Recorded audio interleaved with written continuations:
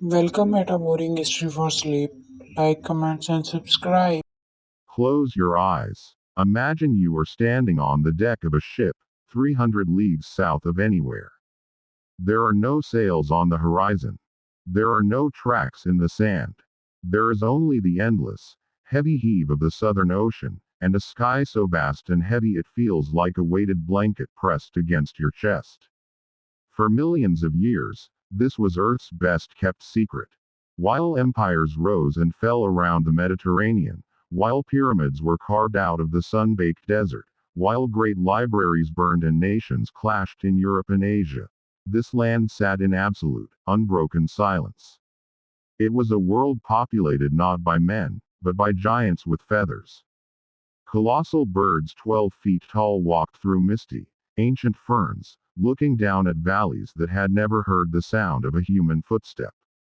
It was the last major landmass on Earth to be discovered by humanity. Tonight, we are going to drift backward, slowly, gently, into the long, quiet history of New Zealand. We will watch how the ocean carried the first lost navigators to these emerald shores, how silence gave way to the soft thrum of distant paddles, and how a land designed for sleep slowly woke up. Take a deep breath. Let your shoulders drop into the mattress. And let us drift into the quiet history of Aotearoa, the land of the long white cloud. To truly understand New Zealand, you have to understand isolation. Geologists tell us that roughly 80 million years ago, a massive fragment of land broke away from the ancient supercontinent of Gondwana. It drifted eastward into the vast, watery wilderness of the South Pacific, sinking partially beneath the waves like a slowly submerging ship. What remained above water was a lonely archipelago, shrouded in mist, isolated by thousands of miles of open ocean from every other living soul on the planet. Because there were no land mammals, no predators, no rodents, no wolves, no cats, evolution took a strange, peaceful detour here. Without the need to run from enemies, animals forgot how to hurry. The moa. Imagine a bird taller than a basketball player, with legs like tree trunks and a neck that stretched toward the forest canopy. The moa had no wings, no fear, and no urgency. For millennia, they simply ambled through the dense, damp undergrowth, breathing the cool, moist air, entirely unaware that the rest of the world even existed. The Host's eagle, watching from the high branches, was the largest eagle ever known to walk, or rather, fly, the earth. With a wingspan stretching nearly 10 feet, it ruled the skies of a land that had never seen a gun, a bow, or a human hand. For millions of years, the dominant sound of New Zealand was not human speech, or marching boots, or clashing metal. It was the deep, rhythmic rumble of wind through beech trees, the heavy thud of a moa's foot on forest moss, and the endless, soothing wash of the surf against black volcanic sand. It was peace on a planetary scale. A sleep that had lasted since the time of the dinosaurs. And then, a speck appeared on the horizon. Picture the Polynesian navigators. Long before European maps had even sketched the edges of the Pacific, men and women were crossing thousands of miles of open, featureless water in double-hulled canoes built from hollowed logs and lashed together with braided coconut fiber. They did not have compasses. They did not have sextants, GPS, or metal instruments. They read the universe like an open book written in light and motion. They navigated by the pulsing rhythm of the swells, the migration paths of deep-sea birds, the bioluminescent trails of marine plankton, and the precise, shifting angle of the stars against the night sky. If a cloud lingered in one specific spot over the horizon, they knew, with around the year 1250 or 1300 AD, though historians still softly debate the exact decades, one of these great voyaging canoes, or waka, pushed away from tropical homelands like Hawaii. They had been at sea for weeks. Their water skins were growing light. Their food was dwindling. And then, cutting through the low-hanging sea mist, a long, unbroken line of white cloud appeared, stretching along the horizon like a chalk line drawn across the blue. Below the cloud lay dark, towering mountain ranges draped in emerald green. Aotearoa, the land of the long white cloud. As the heavy wooden hulls grated softly against the shingle beaches, the voyagers stepped out onto wet, untouched earth. The air was rich with the scent of damp earth, decaying ferns, and wild salt. They were exhausted, far from home, and completely alone in a new world. They built small fires, sheltered beneath the sweeping fronds of tree ferns, and listened to the strange, alien calls of birds that had never learned to fear a human face. The long sleep of New Zealand was over. The human chapter had begun. Life in early New Zealand settled into a slow, deliberate rhythm dictated by the seasons and the land. The newcomers, who would become known as the Maori, brought with them the plants they could salvage from their canoes: sweet potato kumara taro, paper mulberry, and the Pacific rat. But the tropical plants they loved did not always take kindly to the colder, temperate climate of the south. The winters here had teeth. Frosts bit at the ground. Mountain peaks wore crowns of white ice for months at a time. And so, people learned to adapt, to slow down, and to live in harmony with the changing light. Imagine the quiet evenings in a traditional settlement, or pa. The day's work is done. The fires are banked with ash to keep them glowing through the long night. People sit shoulder to shoulder inside carved wooden houses, wrapped in heavy cloaks woven from native flax, harakeke, decorated with the iridescent feathers of local birds. An elder begins to speak, recounting the genealogy, Bakapapa, of the tribe, tracing their lineage all the way back to the great canoes, and beyond that, to the gods of the wind and the ocean. There are no clocks. Time is measured by the position of the sun, the blooming of the kofi trees, and the arrival of migrating eels in the rivers. In these early centuries, the population grew slowly, spreading out across the two main islands: the North Island, warm and volcanic, bubbling with hot springs and hissing steam vents, and the South Island, grand, cathedral-like, cut through by jagged alpine spines and deep, glacial lakes of impossible turquoise. For hundreds of years, life moved at the speed of a walking foot and the stroke of a paddle. Tribes fished in clear, ice-fed streams. They harvested shellfish from the rocky tidal shelves. They carved intricate designs into greenstone pounamu, rubbing the stone for hours with wet sand and water until it shone like polished water. They had no idea that half a world away, heavy wooden ships with white canvas sails were beginning to creep across the globe, carrying men with iron weapons, metal coins, and an insatiable hunger for maps. It was December of the year 1642. Winter was retreating in Europe, but down in the roaring 40s, the stormy latitudes of the Southern Ocean, the weather was wild, gray, and unforgiving. A Dutch East India Company commander named Abel Tasman stood on the deck of his ship, the Heemskerk, squinting through the salt spray. He had been sent south by the Dutch authorities in Batavia to find the mythical Terra Australis Incognita, the great southern continent that European mapmakers firmly believed had to exist to balance out the weight of the landmasses in the northern hemisphere. Tasman didn't find a massive continent. Instead, his crew spotted a towering wall of land rising out of the gray sea. The massive, snow-capped peaks of the South Island's southern Alps. He wrote in his logbook, "A vast high land, raised high." The Dutch called it Staten Land, believing it might be connected to a land of the same name near South America. Later, mapmakers would rename it Nova Zealandia, after the maritime province of Zeeland in the Netherlands. Abel Tasman's visit, however, was brief, hesitant, and tragically brief. Anchoring in a sheltered bay at the top of the South Island, a place now known as Golden Bay, Tasman's men found themselves sharing the water with local Maori in traditional canoes. Cultural misunderstandings ran deep across the water. A small boat traveling between the Dutch ships was rammed by local warriors. 4 Dutch sailors lost their lives in the choppy, cold water. Tasman never set foot on the actual soil of New Zealand. Shaken by the encounter, he raised anchor, turned his ships away, and sailed north toward Tonga, leaving the islands wrapped once more in their curtain of mist. Another century would pass before white sails would appear again. Europeans forgot about the lonely islands at the bottom of the world.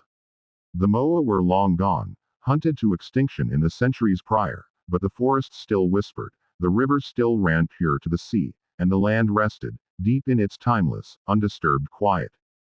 October 1769. The clouds parted over the eastern coast of the North Island, revealing a sleek, wooden bark that had once been a humble coal carrier in the North Sea. Her name was the Humbark Endeavour, and standing on her deck was one of the greatest navigators the world has ever known, Captain James Cook. Unlike Tasman, Cook was not merely passing by to check a box on a map. He had been sent by the British Admiralty and the Royal Society to observe the transit of Venus across the Sun in Tahiti, and then, using secret orders tucked inside his cabin, to sail south and definitively map the mysterious southern lands. Cook was a quiet, meticulous man from Yorkshire. He didn't rush. He ordered his men to clean the ship, preserved their food with sauerkraut to keep scurvy at bay, and spent nearly 6 months painstakingly sailing every single mile of New Zealand's rugged coastline. If you look at the maps Cook drew in 1769 and 1770, using only a simple brass quadrant, a pocket watch, and a telescope, you will be struck by their astonishing accuracy. He missed very little. He mapped jagged peninsulas, hidden coves, dangerous reefs, and deep natural harbors with a precision that modern satellites would later marvel at. Cook's encounters with the local Maori were complex. There was curiosity, trade, misunderstandings, and, at times, violence born of fear and cultural clashes. Yet there was also genuine intellectual respect. Cook's Tahitian interpreter, a high-ranking priest named Tupaya, discovered that he could converse effortlessly with the Maori because their languages shared a common Polynesian root. For the first time in centuries, a bridge of words was built between the ancient isolation of the Pacific and the expanding curiosity of Enlightenment Europe. Cook planted the British flag, claimed sovereignty over the islands in the name of King George III, and turned his ship back toward home. But he left behind something far more permanent than a flag. He left a door wide open. Quiet shores of New Zealand began to see new visitors, men who cared very little for maps or science, but a great deal for profit. First came the sealers, sliding their longboats onto rocky southern beaches where massive fur seals basked in the sun by the tens of thousands. Within a few short decades, the beaches ran red with slaughter, and the seal populations were brought to the very brink of extinction. The silence of the southern coast was broken by the harsh, metallic ring of skinning knives and the smoke of rendering pots. Then came the whalers. Humpback and right whales migrated every winter through the narrow channels between New Zealand's islands. Rugged, lawless stations sprang up in sheltered bays from the Bay of Islands down to Stewart Island. These outposts were a strange, chaotic mix of cultures: runaway convicts from Australia, deserters from American whaling ships, adventurous Europeans, and local Maori living, working, and trading side by side. European iron tools, muskets, iron pots, axes, and fishhooks flooded into the local economy. An axe made of solid steel could chop down a giant kauri tree in a fraction of the time it took with a stone adze. A musket could end a tribal feud with a flash of smoke and a loud crack. The introduction of firearms completely altered the balance of power among Maori tribes, leading to a turbulent, devastating period known as the Musket Wars.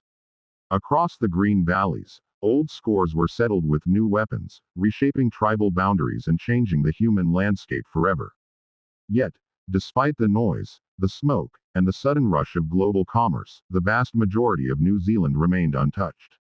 Behind the small trading posts on the coast stood millions of acres of ancient, cathedral-like forest.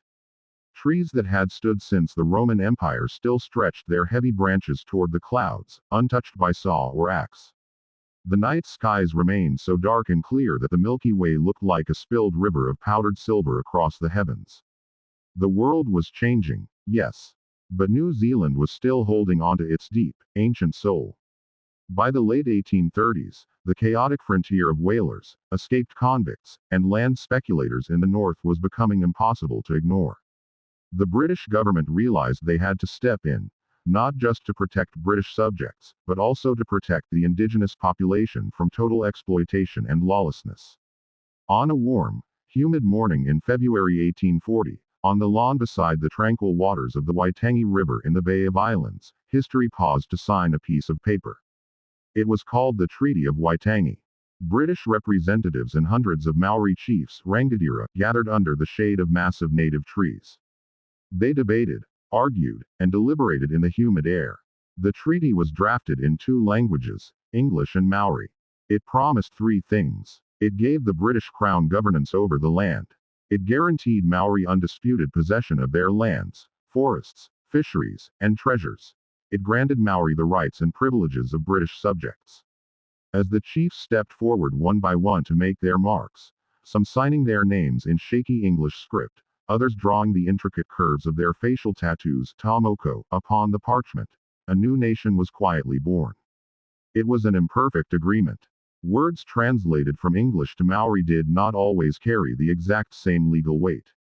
Misunderstandings were baked into the ink from the very beginning. Yet, as the last signature dried in the tropical sun, the legal framework of modern New Zealand was set. It was a unique covenant, an attempt, however flawed, to bind an ancient Polynesian culture and a modern European empire together under one flag, on one lonely set of islands at the edge of the world. The sun began to dip below the horizon, painting the sky in deep shades of violet and gold. The long, quiet morning of New Zealand's history was slowly giving way to the steady, industrious afternoon of colonial settlement. You have traveled across vast oceans. You have watched the empty southern sea give birth to islands of green fern and mist.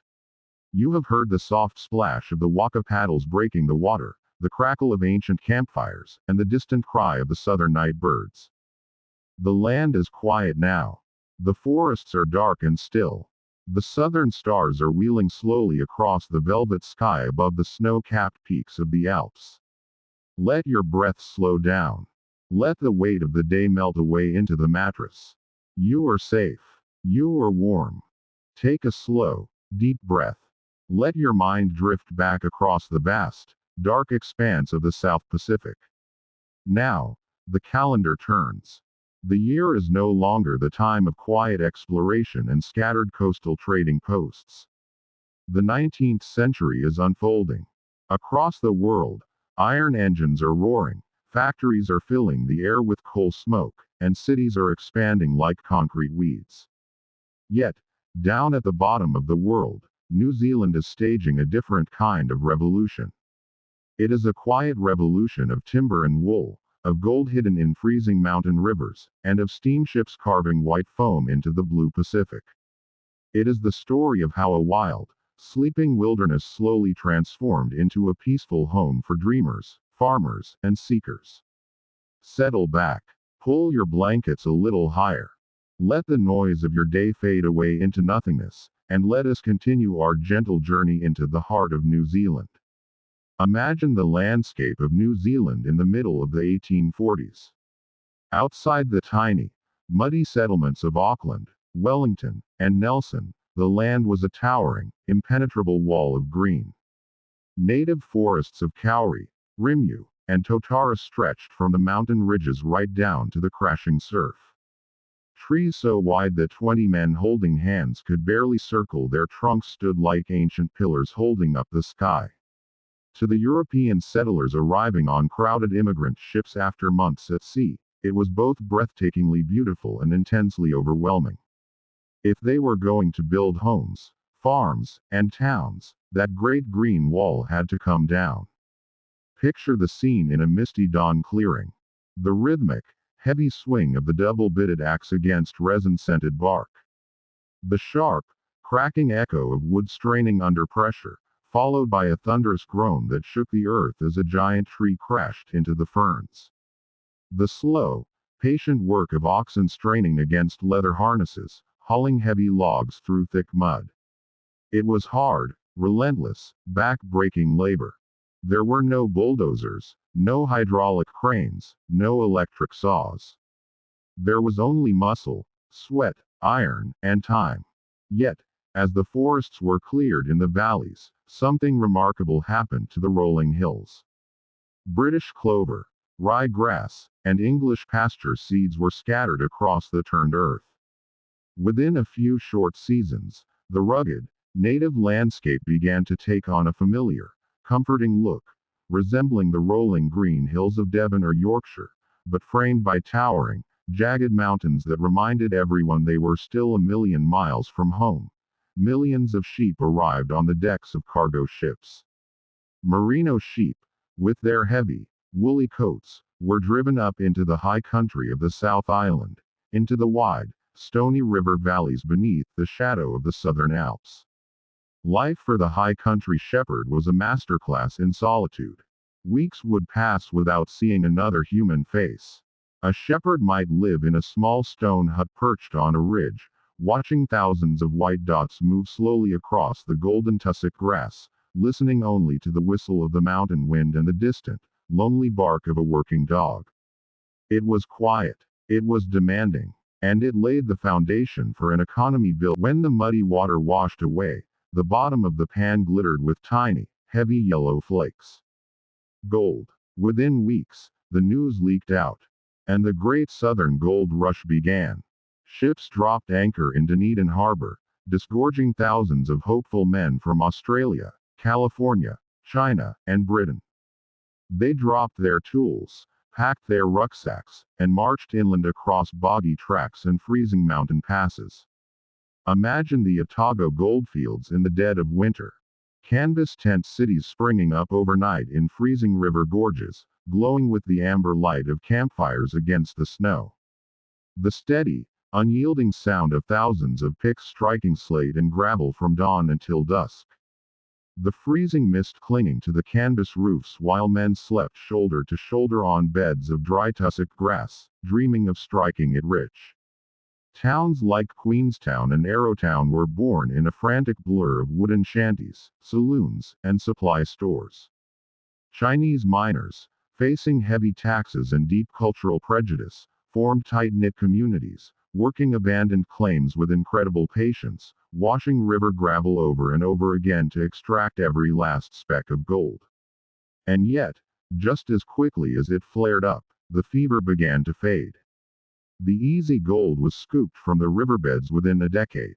Huge, mechanical gold dredges, floating wooden monsters powered by steam engines, churned up the river flats for a time, leaving long, neat piles of smooth gray stones that still line the edges of southern rivers today. When the miners left, the mountains reclaimed their silence. The tents vanished, the wooden shanties weathered to a soft, silver gray, and the rivers returned to their clear, cold rush toward the sea. The gold rush brought people, money, and roads to a sleeping land, but the deep, underlying quiet of New Zealand remained undisturbed. As the 19th century marched toward its close, the scattered settlements needed to be stitched together.